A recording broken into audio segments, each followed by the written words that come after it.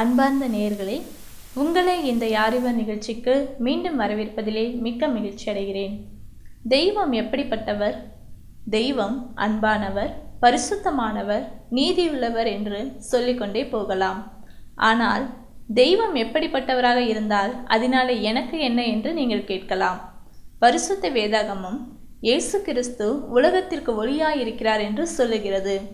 இயேசு கிறிஸ்து ஒளியாயிருப்பதால் நமக்கு என்ன கிடைக்கும் என்பதை பரிசுத்த வேதாகமத்திலிருந்து நமக்கு விளக்க வருகிறார் பாஸ்டர் ரவிக்குமார் அவர்கள்.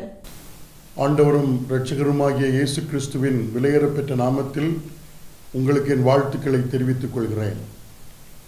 இந்த யாரிவர் நிகழ்ச்சியின் மூலமாக இந்த மகத்துவமான செய்தியை உங்களோடு பகிர்ந்து கொள்வதில் நான் மிகவும் மகிழ்ச்சி உள்ளவனாக இருக்கிறேன். பரிசுத்த வேதாகமத்திலே அப்போஸ்தலனாகிய யோவான் எழுதின முதலாவது நிருபம் 1ஆம் அதிகாரம் 5ஆம் வசனம் இப்படி சொல்கிறது: தேவன் ஒளியாயிருக்கிறார், அவரில் எவ்வளவேனும் இருள் இல்லை.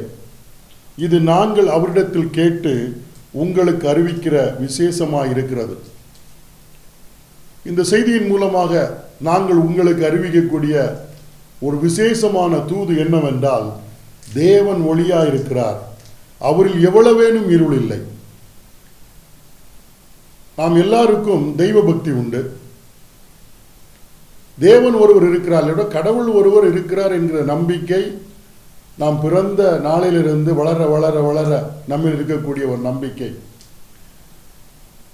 ஆனால் அந்த தெய்வத்தினுடைய தன்மை, தேவன் ஒருவர் இருக்கிறார் என்பது உண்மை. தெய்வத்தினுடைய தன்மை, அவர் எப்படிப்பட்டவர், அவருடைய குணாதிசயம் எப்படிப்பட்டது என்பதை நாம் அறிய வேண்டும் என்றால் பரிசுத்த வேதாகமத்தின் மூலமாக தேவன் தம்முடைய தன்மையை நமக்கு எழுதி கொடுத்திருக்கிறார். எல்லாவற்றுக்கும் மேலாக 2016 வருடங்களுக்கு முன்பாக இந்த பூமிக்கு வந்த கர்த்தராகிய இயேசு கிறிஸ்து பரலோகத்தின் தேவனுடைய தற்ஸ்வரூபமாக இருக்கிறார். அதரிசனமான தேவனுடைய தற்ஸ்வரூபமாக இந்த பூமிக்கு வந்து மனிதனுக்கு தெய்வ தன்மை என்ன என்பதை தன் மூலமாக வெளிப்படுத்தி கொண்டிருக்கிறார். ஆகவே கர்த்தராகிய இயேசு கிறிஸ்துவை நாம் தியானிக்கிற வேளையில தேவனுடைய தன்மை என்ன என்பதை நாம் அறிந்து கொள்ள முடியும். அதே வேளையிலே பரிசுத்த வேதாகமம் தெய்வீக தன்மையினை குறித்து சாட்சியை நமக்கு கொடுக்கிறது. இது தேவனுடைய வார்த்தை. வானமும் பூமியும் ஒளிந்து போனாலும் தேவனுடைய வார்த்தை ஒளிந்து போகாது. தேவன் ஒளியாய் இருக்கிறார், அவரில் எவ்வளவேனும் இருள் இல்லை. இது நாங்கள் அவரிடத்தில் கேட்டு உங்களுக்கு அறிவிக்கிற விசேஷமாயிருக்கிறது. தேவன் ஒளியாக இருக்கிறார். ஒளி தெய்வமாக இருக்கவில்லை, தேவன் ஒளியாக இருக்கிறார். அவர்கள் எவ்வளவேனும் இருள் இல்லை. அப்படி என்றால் என்ன அர்த்தம்? அவ்விடத்தில் எந்த விதமான பாவமும் கிடையாது. ஒளிக்கு எதிர்மறையாக இருக்கக்கூடிய எந்த தன்மையும் தெய்வத்திடத்திலே கிடையாது. வேத புத்தகத்தில் சொல்லப்பட்டிருக்கிறது, அவரிடத்தில் எந்த விதமான மாறுதலின் தன்மை கிடையாது. மாறுதலின் தன்மை கிடையாது. தேவன் ஒளியாக இருக்கிறார். அப்போ தேவன் ஒளியாக இருக்கிறார் என்பதை நாம் எப்படி அறிந்து கொள்ள முடியும்? ஆண்டவராய் இயேசு கிறிஸ்துவின் மூலமாக இதை நாம் அறிந்து கொள்ள முடியும். பரலோகத்திலிருந்து இந்த பூமிக்கு வந்த தெய்வம் கர்த்தராய் இயேசு கிறிஸ்து தேவன் மாம்சத்திலே வெளிப்பட்டார். அவரை குறித்த சாட்சியை பரிசுத்த வேதாகமத்திலே நாம் படிக்கின்ற பொழுது அவர் இப்படி சொல்லுகிறார். யோவான் சுவிசேஷம் 8ஆம் அதிகாரம் 12வது வசனம்: மறுபடியும் இயேசு ஜனங்களை நோக்கி, நான் உலகத்திற்கு ஒளியாயிருக்கிறேன். இப்படி யாராவது சொல்லியிருக்காங்களா? நான் உலகத்திற்கு ஒளியாயிருக்கிறேன். நாம் இன்றைக்கு பூமியிலே வாழ்ந்து கொண்டிருக்கிறோம். பூமி என்கிற கிரகத்திலே, இந்த பூமி என்கிற கிரகத்திற்கு ஒளி கொடுப்பதற்கு சூரியன் இருக்கிறது. அப்போ சூரியன் ஒளி கொடுப்பதனாலே நாம் நம்முடைய கண்களினாலே பொருட்களை பார்க்க முடிகிறது. சூரிய வெளிச்சம் இல்லை என்று சொன்னால், சூரிய ஒளி இல்லை என்று சொன்னால் நம்மால் பார்க்க முடியாது. நமக்கு கண்கள் இருந்தாலும் ஒளி இல்லை என்று சொன்னால் நாம் பார்க்க முடியாது. ஆண்டவராய் இயேசு கிறிஸ்து இங்கே சொல்கிறார், நான் உலகத்திற்கு ஒளியாக இருக்கிறேன், என்னை பின்பற்றுகிறவன் இருளிலே நடவாமல் ஜீவ ஒளி அடைந்திருப்பான் என்றார். ஆண்டவராய் இயேசு கிறிஸ்து உலகத்தின் ஒளி. அப்படி என்றால் என்ன அர்த்தம்? ஆண்டவராகிய இயேசு கிறிஸ்துவின் மூலமாகத்தான் உலகமானது தெய்வீக காரியங்களை அறிந்து கொள்ளும். சூரிய ஒளி எப்படி இந்த பூமிக்குரிய பொருட்களை பார்ப்பதற்கு நமக்கு உதவியாக இருக்கிறதோ, பரலோகத்திலிருந்து இந்த பூமிக்கு வந்த தேவகுமாரன் அவர் உலகத்திற்கு ஒளியாக வந்தார். அந்த ஒளியை விசுவாசிக்கிறவனுக்கு தான் தெய்வம் யார், எப்படிப்பட்டவர் என்பதை அறிந்து கொள்ள முடியும். ஆகவே அவர் உலகத்திற்கு ஒளியாக இருக்கிறார். என்னை கேட்டுக்கொண்டிருப்பவர்களே, இது பரிசுத்த வேதாகமத்தில் காணப்படுகிற மிக முக்கியமான ஒரு சத்தியம். இன்றைய உலகத்தில் இருக்கிற அநேகர் ஆண்டவராய் இயேசு கிறிஸ்து யார் என்ற கேள்வியை கேட்கிறார்கள். அவர் உலகத்திற்கு ஒளியாக இருக்கிறார்.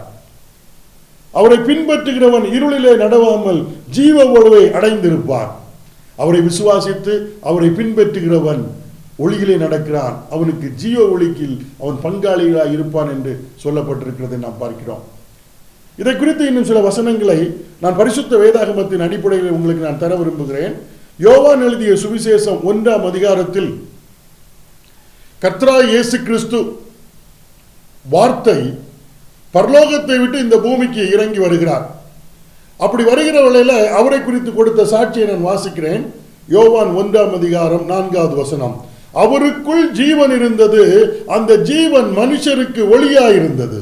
ஆண்டவராகிய இயேசு கிறிஸ்து அவருக்குள் ஜீவன் இருந்தது, அந்த ஜீவன் மனுஷருக்கு ஒளியாயிருந்தது. அப்படின்னா என்ன அர்த்தம்? கர்த்தராகிய இயேசு கிறிஸ்து ஒரு மனிதனுடைய இருதயத்தில் வருகிற வேளைதான் அந்த மெய்யான ஒளி அவனுக்குள் பிரகாசிக்கிறது. அவர் இல்லை என்றால் அந்த மனிதன் இருட்டில் இருக்கிறார். அவருக்குள் ஜீவன் இருந்தது, அந்த ஜீவன் மனுஷருக்கு ஒளியாக இருந்தது. இயேசு கிறிஸ்து தான் மனுஷனுக்கு ஒளியாக இருக்கிறார். கிறிஸ்து இல்லாத இருதயம் இருண்ட இருதயம். இருண்ட இருதயம். ஒரு இருட்டறைய ஒரு வீடை பூட்டி அடைத்து விட்டு சில நாட்கள் நாம் தூர இடத்திற்கு சென்று விட்டு திரும்ப வருகிறோம் என்று வைத்துக் கொள்வோம். நாம் வீட்டை திறந்த உடனே என்ன நடக்கும்? அது இருள் நிறைந்து இருப்பதனாலே அங்கே விஷப்பூச்சிகளும் இன்செக்ட்ஸ், அதாவது சின்ன சின்ன பூச்சிகள் அங்கே இருக்கும், வேண்டாத பூச்சிகள் அங்கே இருக்கும். ஏன்னா இருட்டில் அந்த இடம் இப்படிப்பட்ட பூச்சிகள் தங்குவதற்கு, சின்ன சின்ன விஷ கிருமிகள் தங்குவதற்கு அது ஏதுவானது. அந்த அறையிலே நாம் வெளிச்சம் வரக்கூடிய நிலைமையிலே ஒரு விளக்கை நாம் ஏற்றி வைத்தால் அந்த ஜந்துக்கள் எல்லாம் பூச்சிகள் எல்லாம் ஓடிவிடும். ஆண்டவராய் இயேசு கிறிஸ்து மனிதனுக்கு ஒளியாக இருக்கிறார். ஒரு மனிதன் கர்த்தராய் இயேசு கிறிஸ்துவில் நம்பிக்கை வைத்து அவரை ஏற்றுக்கொள்கிற வேளையிலே அவனுடைய இருதயத்திற்குள் அந்த ஜீவ ஒளி வருகிறது. இந்த யோவான் சுவிசேஷம் 1ஆம் அதிகாரத்திலே நாம் படிக்கிற வேளையில 5வது வசனம், அந்த ஒளி இருளிலே பிரகாசிக்கிறது, இருளானது அதை பற்றி கொள்ளவில்லை. ஆண்டவராகிய இயேசு கிறிஸ்து தான் ஒளி. அந்த ஒளியாகிய கிறிஸ்துவை இருள் மேற்கொள்வதற்கு முடியாது, இதோட பாவம் மேற்கொள்வதற்கு முடியாது, அசுத்தம் மேற்கொள்வதற்கு முடியாது, தீமை மேற்கொள்வதற்கு முடியாது. இருள் அவரை மேற்கொள்வது கிடையாது. வசனம் சொல்கிறது, அந்த ஒளி இருளிலே பிரகாசிக்கிற, இருளானது அதை பற்றி கொள்ளவில்லை. நம்முடைய வாழ்க்கையில கர்த்தராகிய இயேசு கிறிஸ்துவுக்கு நாம் இடம் கொடுப்போமே ஆனால், நம்முடைய இருதயத்தில் இடம் கொடுப்போமே ஆனால், அங்கிருக்கக்கூடிய இருள் ஓடிவிடும். அது மட்டுமல்ல, இருளினுடைய எந்த தன்மையும் இந்த ஒளியை மேற்கொள்ள முடியாது. என்னை கேட்டுக்கொண்டிருக்கிறோம், நாம் இருக்கிற அறையில் ஒரு சின்ன விளக்கை கொளுத்தி வைப்போமே ஆனால் அந்த விளக்கு இருளை அகற்றும் அதனுடைய தன்மைக்கு ஏற்ப. ஒருபோதும் இருள் எவ்வளவுதான் அந்த அறைக்குள்ளே வந்தாலும் அந்த விளக்கினுடைய அந்த ஒளியை மாற்ற முடியாது, மேற்கொள்ள முடியாது. ஆனால் ஒளிக்கு தான் இருளை மேற்கொள்வதற்குரிய சக்தி இருக்கிறது. என்னை கேட்டுக்கொண்டிருக்கிறவரே, உங்கள் வாழ்க்கையிலே இருள் இருக்கிறதா? என்னுடைய வாழ்க்கை இருண்டு இருக்கிறது, என்னுடைய வாழ்க்கை பாவத்திலே நிரம்பி இருக்கிறது, என்னுடைய வாழ்க்கை கவலையிலே நிரம்பி இருக்கிறது, என்னுடைய வாழ்க்கை துக்கத்திலே நிரம்பி இருக்கிறது என்கிற ஏக்கத்தோடு நீங்கள் இருக்கிறீர்களா? அதை துக்கத்தை பார்த்து துக்கமே என்னை விட்டு கடந்து போய் என்று சொன்னால் போகாது, இருளே என்னை விட்டு கடந்து போய் என்று சொன்னால் போகாது. நம்முடைய வாழ்க்கையில் உள்ள இருளை அகற்ற வேண்டும் என்றால் ஒளி வேண்டும். அந்த ஒளி கர்த்தராகிய இயேசு கிறிஸ்து. அந்த ஒளியை இருள் மேற்கொள்ள முடியாது. மாறாக இருளை அழிக்கக்கூடிய, இருளை விரட்டக்கூடிய சக்தி ஒளியாகிய கிறிஸ்துவில் இருக்கிறது. நீங்கள் கர்த்தராகிய இயேசு கிறிஸ்துவுக்கு உங்கள் வாழ்க்கையிலே நீங்கள் இடம் கொடுப்பீர்களா? என்னை கேட்டுக்கொண்டிருக்கிறவர்களே, என்னுடைய வாழ்க்கையில் அது அனுபவம். ஆண்டவராகிய இயேசு கிறிஸ்துவுக்கு நான் இடம் கொடுத்த வேளையில இருள் என்னை விட்டு அகன்று போயிற்று. என்னுடைய வாழ்க்கை பிரகாசிக்க ஆரம்பித்தது. பாவம் என்ற இருள், கவலை என்ற இருள், எந்த விதமான எதிர்விதமான எந்த காரியமாக இருந்தாலும் அது இருள் தான். அவைகள் கடந்து போனது. ஒளியாகிய கிறிஸ்து என்னுடைய உள்ளத்திலே பிரகாசிக்க ஆரம்பித்தார். இன்றைக்கு அதனுடைய பலனாக நான் உங்கள் முன்பாக நிற்கிறேன் என்பதிலே, சொல்லிக் கொள்வதிலே நான் மிகுந்த சந்தோஷம் உள்ளவனாக இருக்கிறேன். மேலும் இந்த பகுதியை படிக்கிறப்ப 9வது வசனத்தில் உலகத்திலே வந்து எந்த மனுஷனையும் பிரகாசிப்பிக்கிற ஒளியே அந்த மெய்யான ஒளி. ஆண்டவராகிய இயேசு கிறிஸ்து உலகத்திற்கு ஒளியாக இருக்கிறார். அவருக்குள் ஜீவன் இருந்தது, அந்த ஜீவன் மனுஷனுக்கு ஒளியாக இருந்தது. அவர் எந்த மனுஷனையும் பிரகாசிப்பிக்கிற ஒளி. என்னை கேட்டுக்கொண்டு நீங்க நினைக்கலாம், இயேசு கிறிஸ்துக்கு எனக்கு என்ன சம்பந்தம்? அவர் என்னுடைய வாழ்க்கையில வந்து என்னை பிரகாசிப்பிக்க பண்ணுவாரா? நான் ஒரு குறிப்பிட்ட மதத்தை சார்ந்தவன், இல்லாவிட்டால் ஒரு குறிப்பிட்ட ஜாதியை சார்ந்தவன், ஒரு குறிப்பிட்ட இடத்தை சார்ந்தவன், பாரம்பரியமாக எனக்கும் ஆண்டவராக இயேசு கிறிஸ்துவுக்கும் சம்பந்தமே இல்லை. அவர் எனக்கு ஏதாவது நன்மை செய்ய முடியுமா? பரிசுத்த வேதாகமம் சொல்கிறது, உலகத்திலே வந்து எந்த மனுஷனையும் பிரகாசிப்பிக்கிற ஒளியே அந்த மெய்யான ஒளி. அந்த மெய்யான ஒளியை நீங்கள் தேடி செல்ல வேண்டிய அவசியம் இல்லை. அவர் உலகத்திற்கு வந்தார். வந்து எந்த மனுஷனையும் அவர் பிரகாசிப்பார். எந்த மனுஷனையும் அவர் பிரகாசிக்க வல்லவராக இருக்கிறார். எந்த மனுஷனுடைய வாழ்வில் இருக்கக்கூடிய இருளையும் அகற்ற விரும்புகிறார். மதம், ஜாதி, இனம், ஆண், பெண், படித்தவன், படிக்காதவன், உயர்ந்தவன், தாழ்ந்தவன் என்ற பாகுபாடு இல்லாமல் எந்த மனுஷனையும் பிரகாசிப்பிக்கிற ஒளி. என்னை கேட்டுக்கொண்டிருக்கிறீர்களே, இப்படிப்பட்ட ஆண்டவராக இயேசு கிறிஸ்து உங்களுக்கு வேண்டாமா? நீங்கள் எந்த நிலைமையில் இருந்தாலும், எந்த ஸ்தானத்தில் இருந்தாலும், எந்த சூழ்நிலையில் இருந்தாலும், எந்த மனுஷனையும் பிரகாசிப்பிக்கிற ஒளி அவிடத்திலே வந்தால் உங்கள் வாழ்க்கை பிரகாசிப்பிக்கப்படும். இந்த பூமிக்கு அவர் வந்தாருங்க. அவர் இந்த பூமியில இருந்த நாட்களில் அவர் உலகத்திற்கு ஒளியாக இருந்தார். ஆனால் இந்த உலகத்தில் இருந்த ஜனங்கள் அவரை ஒளியாக அங்கீகரித்தார்களா? அவர்கள் என்ன செய்தார்கள் பாருங்கள். 10வது வசனம், அவர் உலகத்தில் இருந்தார், உலகம் அவர் மூலமாய் உண்டாயிற்று, உலகமோ அவரை அறியவில்லை. அவர் உலகத்தில் இருந்தாருங்க. 33.5 ஆண்டு காலம் பெத்லகேமிலே கன்னிமரியாளுடைய வயிற்றிலே பிறந்தார். அவர் பிறந்த பொழுது அவரை படுக்க வைப்பதற்கு இடமில்லாததினாலே துணிகளில் சுற்றி முன்னணியிலே கிடத்தினார்கள். அங்கு வளர்ந்தார் பூமியிலே. 33.5 ஆண்டு கால நன்மை செய்கிறவராக சுற்றி திரிந்தார். வேதம் சொல்கிறது, அவர் உலகத்தில் இருந்தார், உலகம் அவர் மூலமாய் உண்டாயிற்று. நாம் இன்றைக்கு இருக்கக்கூடிய உலகம் பூமி ஆனாலும் அண்ட சராசரம் அவர் மூலமாய் உண்டாயிற்று, உலகமோ அவரை அறியவில்லை. ஆண்டவராகிய இயேசு, நானே உலகத்திற்கு ஒளி. ஒளி இந்த பூமிக்கு வந்த வேளையிலே இந்த பூமியில் இருந்த மக்கள் அவரை அறியவில்லை. அப்படி என்றால் என்ன அர்த்தம்? பூமியில் இருந்த நமக்கு கண்கள் குருடாக இருந்தது, அதனால தான் ஒளியை பார்க்க முடியவில்லை. சூரியனை எனக்கு பார்க்க முடியவில்லை அப்படின்னா என்ன அர்த்தம்? என் கண், நான் குருடனாக இருக்கிறேன் என்ற அர்த்தம். ஒளி இந்த பூமிக்கு வந்த வேளையிலே பூமியில இருந்த மக்கள் அந்த ஒளியை அறியவில்லை என்று சொன்னால் அர்த்தம் என்னன்னா, ஆவிக்குரிய குருட்டாட்டம். இந்த ஒளியாக வந்தவர் யார் என்று தெரியவில்லை. அதற்கு அவர்கள் தெரியாதது மட்டுமல்ல, என்ன செய்தார்கள் அந்த ஒளியை? 11வது வசனம், அவர் தமக்கு சொந்தமானதிலே வந்தார், அவருக்கு சொந்தமானவர்களோ அவரை ஏற்றுக்கொள்ளவில்லை. இந்த பூமி, இந்த உலகம் அவர் மூலமாக சிருஷ்டிக்கப்பட்டது. உலகத்தை சிருஷ்டித்தவர் இந்த பூமிக்கு வந்த வேளையில பூமியிலே சிருஷ்டிப்புகளாக இருந்த நாம் அவரை அறிந்து கொள்ளவில்லை. நாம் அனுபவிக்கிற எல்லாவற்றுக்கும் காரணகர்த்தாவாக அவர் தான் இருக்கிறார். நாம் உண்கிற உணவு, உடுக்கிற உடை, எல்லாவற்றையும் இந்த பூமியில தாவரங்களின் மூலமாக, செடி கொடிகளின் மூலமாக சிருஷ்டித்தவர் அவர்.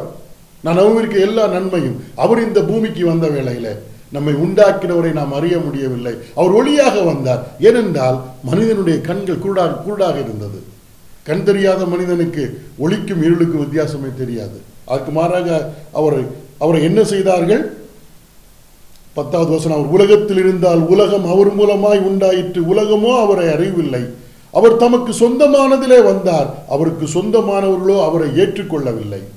இப்படிப்பட்ட நிலைமையில் தான் ஒளியாகிய கிறிஸ்து இந்த பூமியில இருந்தார். ஒளியாகிய கிறிஸ்து ஒரு நாள் மனிதனுடைய பாவத்தை போக்குவதற்காக கல்வாரி சிலுவையில தம்முடைய ஜீவனை பலியாக ஒப்பு கொடுத்து மரித்து அடக்கம் பண்ணப்பட்டு 3ஆம் நாள் உயிர் தெழுந்தார். இன்றைக்கும் அவர் ஜீவிக்கிறார். இன்றைக்கு உங்கள் வாழ்க்கை பிரகாசிக்கப்பட வேண்டுமா? உங்கள் வாழ்வில் உள்ள இருள் அகல வேண்டுமா? உங்கள் வாழ்விலே ஆட்சி செய்து கொண்டிருக்கக்கூடிய இருளை மேற்கொள்ளக்கூடியது ஒளிக்கு மட்டுமே உண்டு. பிரியமானவர்களே, உங்கள் வாழ்க்கையில இருள் போக வேண்டும் என்றால் மெய்யான ஒளியாகிய கிறிஸ்து வர வேண்டும். ஒரு நீங்க கிறிஸ்து வந்ததை நாங்கள் அறிவோம், வரலாற்றை இரண்டாக பிரித்திருக்கிறார்கள், கிறிஸ்துவுக்கு முன் கிறிஸ்துவுக்கு பின் என்று. அதனால கிறிஸ்து வந்தது உண்மை என்று நீங்கள் சொல்லலாம். ஆனால் இப்பொழுது எங்கே இருக்கிறார் என்று உங்களுக்கு தெரியாமல் இருக்கலாம். ஆனால் வேதம் சொல்கிறது, கிறிஸ்து மனிதனுடைய பாவத்துக்காக சிலுவையில மரித்து அடக்கம் பண்ணப்பட்டு 3ஆம் நாள் உயிர்த்தெழுந்து இன்றைக்கும் ஜீவிக்கிறார். அப்ப அந்த ஒளியிலே பங்கு பெற வேண்டும் என்றால் என்ன செய்ய வேண்டும்? அடுத்த வசனம் சொல்கிறது, 12வது வசனம், அவருடைய நாமத்தின் மேல் விசுவாசம் உள்ளவர்களாய் அவரை ஏற்றுக்கொண்டவர்கள் எத்தனை பேர்களோ அத்தனை பேர்களும் தேவனுடைய பிள்ளைகளாகும்படி அவருக்கு அதிகாரம் கொடுத்தார். இன்றைக்கு நீங்கள் செய்ய வேண்டிய காரியம், கிறிஸ்துவாகிய ஒளி உங்கள் வாழ்க்கையில வந்து உங்கள் வாழ்வில் இருக்கக்கூடிய இருளை அகற்ற வேண்டும் என்று சொன்னால் அவரை நீங்கள் விசுவாசிக்க வேண்டும். விசுவாசித்து அவரை ஏற்றுக்கொள்ள வேண்டும். ஏற்றுக்கொண்டால் நீங்கள் தேவனுடைய பிள்ளைகளாகும் அதிகாரம் உங்களுக்கு கிடைக்கும். நான் முதலிலே வாசித்த வசனத்தை ஒரு முறை கூட ஞாபகப்படுத்த விரும்புகிறேன். 1 யோவான் 1ஆம் அதிகாரம் 5ஆம் வசனத்திலே தேவன் ஒளியாய் இருக்கிறார், அவரில் எவ்வளவேனும் இருள் இல்லை.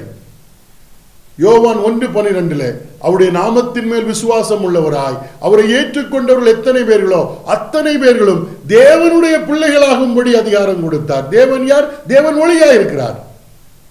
அப்ப ஒளியாய் இருக்கக்கூடிய தேவனுடைய பிள்ளைகளாகும் அதிகாரம் நமக்கு கிடைக்கிறது. எப்படின்னா, ஆண்டவராய் இயேசு கிறிஸ்துவை விசுவாசித்து ஏற்றுக்கொள்ளும் போது, இன்னும் ஒரு வகையில் சொன்னால், ஒளியாக இருக்கக்கூடிய தேவனுடைய பிள்ளைகளாக நாம் ஆகிறதுனாலே நாமும் ஒளியின் பிள்ளைகளாக மாறுகிறோம். நம்முடைய வாழ்க்கையினுடைய இருள் அகன்று நம்முடைய வாழ்க்கையிலே ஒளி வீச ஆரம்பிக்கிறது.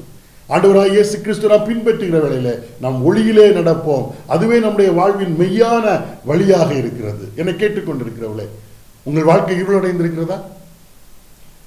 இருள் போக வேண்டும் என்றால் ஒளியிடத்தில் வர வேண்டும். அந்த ஒளியாரு? கர்த்தராய் இயேசு கிறிஸ்து. தேவன் ஒளியா இருக்கிறார்.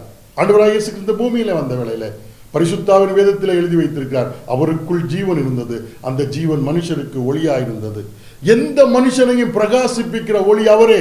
எந்த மனுஷன், நீங்கள் யாராக இருந்தாலும், இந்த செய்தியை கேட்டுக்கொண்டிருக்கிறீங்க, எப்படிப்பட்டவர்களாக இருந்தாலும், எந்த மனுஷனையும் உங்களை நீங்களே பார்த்து ஒருவேளை சோர்ந்து போக வேண்டாம்.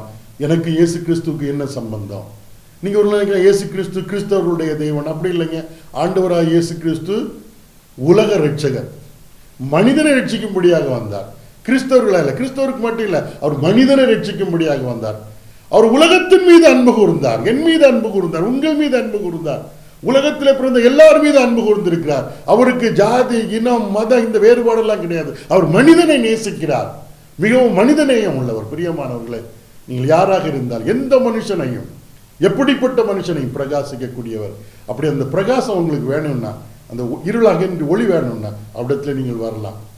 நீங்கள் இருக்கிற இடங்களில் உங்களுடைய வாழ்க்கையை நீங்கள் பரிசோதித்து பார்த்து உங்களுக்கு தெரியும், நான் இருட்டில் இருக்கிறேன், இருள் என்னை சூழ்ந்து இருக்கிறது, என் வாழ்க்கையில முன்னேற்றம் கிடையாது, நித்திய நம்பிக்கை கிடையாது, பாவத்திலே வாழ்ந்து கொண்டிருக்கிறேன், எதிர்காலத்தை குறித்த ஒரு நம்பிக்கை கிடையாது, இன்றைக்கு மரணம் வந்தால் எனக்கு என்ன சம்பவிக்கும் என்பது தெரியாது. ஒருவேளை நீங்கள் நரகத்தை குறித்தும் மரணத்தை குறித்தும் பயந்து கொண்டிருக்கலாம். ஆண்டவராய் இயேசு கிறிஸ்து ஒளியாக வந்தார். அவர் இன்றைக்கு வீட்டில் வந்து ஜீவிக்கிறார். அவர் இன்றைக்கு உங்களை அழைக்கிறார், ஒளியிடத்தில் வாருங்கள் என்று. நீங்கள் யாராக இருந்தாலும் இருக்கிற இடங்களில் முழங்கால் படியிட்டு உங்களை நீங்களே சிந்தித்து பார்த்து உங்களுடைய நிலைமையை உணர்ந்து அந்த ஒளியாகிய கிறிஸ்துவிடத்திலே வாருங்கள். வீட்டில் வந்து ஜீவிக்கிறார். நீங்கள் அவருக்கு எஸ் என்று சொல்வீர்களா, நான் வருகிறேன் என்று சொல்வீர்கள்? அப்படி என்றால் உங்களுடைய நிலைமையை அவரிடத்தில் அறிக்கையிடுங்கள், உங்களுடைய பாவத்தை அவரிடத்தில் சொல்லுங்கள், உங்களுடைய பாவ நிலைமையை சொல்லுங்கள். ஆண்டவரே, நான் இருட்டில் இருக்கிறேன், என்னுடைய வாழ்க்கையில் இருள் சூழ்ந்திருக்கிறது, பாவம் சூழ்ந்திருக்கிறது, பாவத்திலிருந்து எனக்கு விடுதலை பெற முடியவில்லை, என்னுடைய வாழ்க்கையில கவலை, கண்ணீர், கஷ்டம் இருக்கிறது, மரணத்தை குறித்த பயம் இருக்கிறது, மரணத்துக்கு பிறகு நான் எங்கே போவேன் என்பதை குறித்த நிச்சயம் இல்லை. நான் உம்மிடத்தில் வருகிறேன் ஆண்டவரே, நான் உம்மை சொந்த ரட்சகராகவும் ஆண்டவராகவும் நான் ஏற்றுக்கொள்கிறேன், உம்மை நான் விசுவாசிக்கிறேன், நீர்தான் உலகத்தின் ஒளி, என்னுடைய வாழ்க்கையை பிரகாசிக்கக்கூடிய ஒளி என்பதை நான் விசுவாசிக்கிறேன், என்னுடைய உள்ளத்திலே வாரும் என்று சொல்லி அவரை நீங்கள் விசுவாசிப்பீர்களே ஆனால் தேவன் ஒளியாய் இருக்கிறார். அந்த ஒளியாய் இருக்கிற தேவனுடைய பிள்ளைகளாக நீங்கள் மாறி உங்கள் வாழ்க்கையும் இந்த உலகத்திலே வெளிச்சம் கூடி கொடுக்கக்கூடிய நிலைமையிலே மாறும். நீ இயேசுவின் அன்பையும் பாவ மன்னிப்பையும் நித்திய ஜீவனையும் பெற்றுக்கொள்ள வேண்டுமானால் அவரே உனது பாவத்திற்காக தேவன் அருளின பலி என உணர்ந்து விசுவாசத்துடன் அவரை உன் வாழ்க்கையில் ஏற்றுக்கொள். இது உன் இருதயத்தின் வாஞ்சையை வெளிப்படுத்துமானால் இந்த விசுவாச ஜெபத்தை இப்பொழுதே ஜெபி. அப்பொழுது அவர் உன் வாழ்க்கையில் வருவார். இது ஒரு ஜெபத்தின் மாதிரி. முதலில் நான் சொல்லுகிறேன், ஆண்டவராய் இயேசுவே, நீர் எனக்கு தேவை. என் பாவத்திற்காக நீ சிலுவையில் மரித்ததற்கு நன்றி. என் வாழ்க்கையின் கதவை நான் திறந்து உம்மை என் இரட்சகராகவும் ஆண்டவராகவும் ஏற்றுக்கொள்கிறேன். என் வாழ்க்கையை நீர் ஆட்கொண்டு நான் எப்படிப்பட்டவனாக இருக்க நீர் விரும்புகிறீரோ அப்படியாக என்னை மாற்றும். ஆமேன். இந்த ஜெபம் உங்கள் உள்ளத்தின் விருப்பத்தை வெளிப்படுத்துமானால் இப்பொழுதே நீங்கள் இருக்கும் இடத்தில் இந்த ஜெபத்தை ஜெபியுங்கள். நான் இந்த ஜெபத்தை ஒவ்வொரு வாக்கியமாக சொல்லும்போது நீங்களும் அமைதியாக சொல்லுங்கள். ஆண்டவராய் இயேசுவே, நீர் எனக்கு தேவை. என் பாவத்திற்காக நீ சிலுவையில் மரித்ததுக்கு நன்றி. என் வாழ்க்கையின் கதவை நான் திறந்து உம்மை என் இரட்சகராகவும் ஆண்டவராகவும் ஏற்றுக்கொள்கிறேன். என் வாழ்க்கையை நீர் ஆட்கொண்டு நான் எப்படிப்பட்டவனாக இருக்க நீர் விரும்புகிறீரோ அப்படியாக என்னை மாற்றும். ஆமேன். இப்பொழுது நீ இந்த விசுவாச ஜெபத்தை ஜெபித்துள்ளாய். இயேசு கிறிஸ்துவை உன் வாழ்க்கையில் வரும்படி அழைத்திருக்கிறாய். அவரை வேண்டிக் கொள்ளும்போது அவர் வருவதாக வாக்களித்துள்ளதால் அவர் வாக்களித்தபடியே வந்துள்ளார் என்பதை நிச்சயமாய் அறிந்து கொள். மேலும் உன் பாவங்கள் மன்னிக்கப்பட்டது என்றும் நீ தேவனுடைய பிள்ளையாகி நித்திய ஜீவனை பெற்றுக்கொண்டாய் எனவும் உறுதி கொள். இயேசு வாக்களித்த பரிபூரண வாழ்வை நீ அனுபவிக்க விரும்பினால் தினமும் வேதம் வாசித்து ஜெபிப்பதன் மூலம் அவரோடு தொடர்பு கொள். அப்பொழுது உன் வாழ்க்கைக்காக அவர் வைத்துள்ள அற்புதமான திட்டத்தை அறிந்து கொள்ள முடியும். இயேசுவை நேசித்து அவரை பின்பற்றியவர்களிடம் தொடர்பு கொள். இறுதியாக அவருடைய அற்புதமான வாக்குத்தத்தங்களை எப்பொழுதும் நினைவு கூறு. நான் உன்னை விட்டு விலகுவதுமில்லை, கைவிடுவதுமில்லை. இதோ உலகத்தின் முடிவு பரியந்தம் சகல நாட்களிலும் நான் உங்களோடு கூட இருக்கிறேன். எங்களை கிருபையாய் நேசிக்கிற அன்பின் பிதாவே, இந்த அருமையான வேலைக்காக நாங்கள் உம்மை நன்றியோடு ஸ்தோத்திரிக்கிறோம். உலகத்திலே வந்து எந்த மனிதனையும் பிரகாசிப்பிக்கிற ஒளி கர்த்தராகிய இயேசு கிறிஸ்து. அவரை குறித்து பிரசங்கிக்க தந்த கிருபைக்காக நாங்கள் உம்மை நன்றியோடு ஸ்தோத்திரிக்கிறோம். கர்த்தாவே, இந்த செய்தியை கேட்டு வாழ்வில் இருளில் இருந்து விடுதலை பெற்று வெளிச்சம் வேண்டும் என்று விரும்பக்கூடிய யாராக இருந்தாலும் அவர்களோடு உம்முடைய குமாரனாகிய கிறிஸ்துவை ஒளியாக வெளிப்படுத்தி கொடுக்கும்படியாக உம்மிடத்திலே நாங்கள் வேண்டுதல் செய்கிறோம். பரிசுத்த ஆவியானவர் தொடர்ந்து இடைபடும் வாழ்க்கையிலே ஒளியின் அனுபவத்திற்குள் கடந்து வர உதவி செய்யும். தேவன் ஒளியாக இருக்கிறார். ஆகவே அந்த ஒளியாக இருக்கக்கூடிய தேவனுடைய பிள்ளைகளாக மாறக்கூடிய அனுபவத்தை இவர்களுக்கு கொடுத்தருளும்படியாக ஜெபிக்கிறோம். அப்படி செய்ய போகிறதற்காக ஸ்தோத்திரம். எங்கள் ஆண்டவரும் இரட்சகரும் மீட்பெருமாகிய இயேசு கிறிஸ்து நல்ல நாமத்தினாலே இந்த ஜெபத்தை எடுக்கிறோம் அன்பின் பிதாவே.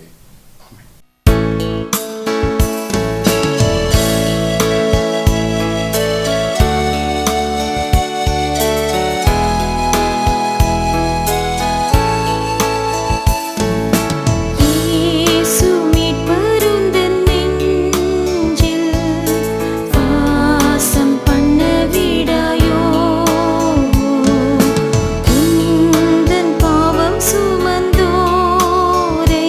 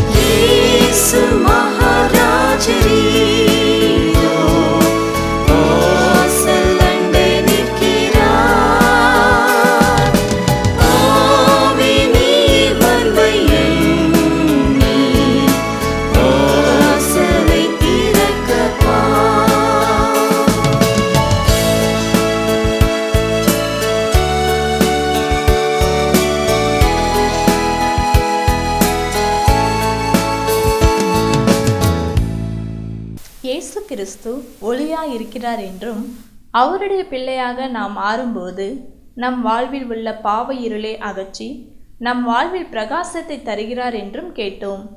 இதற்காகவே இயேசு கிறிஸ்து இந்த உலகில் வந்து நம் பாவங்களை தன்மீது ஏற்றுக்கொண்டு நமக்கு பதிலாக சிலுவையில் இரத்தம் சிந்தி மரித்து 3ஆம் நாள் உயிருடன் எழுந்தார்.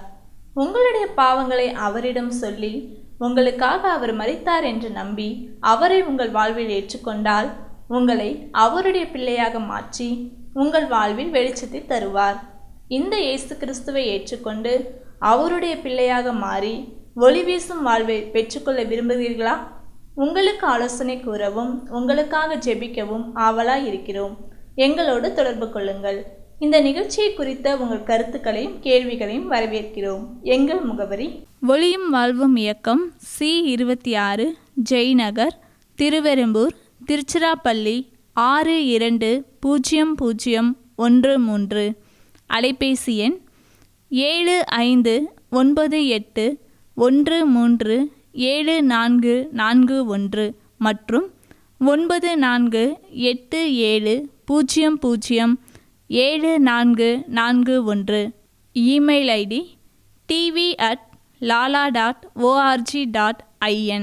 இவ்வளவு நேரம் இந்நிகழ்ச்சியை கண்டு கழித்தமைக்கு நன்றி. இயேசு கிறிஸ்துவின் பிள்ளையாவதினால் கிடைக்கும் மகிழ்ச்சி உங்கள் உள்ளங்களையும் இல்லங்களையும் நிரப்புவதாக.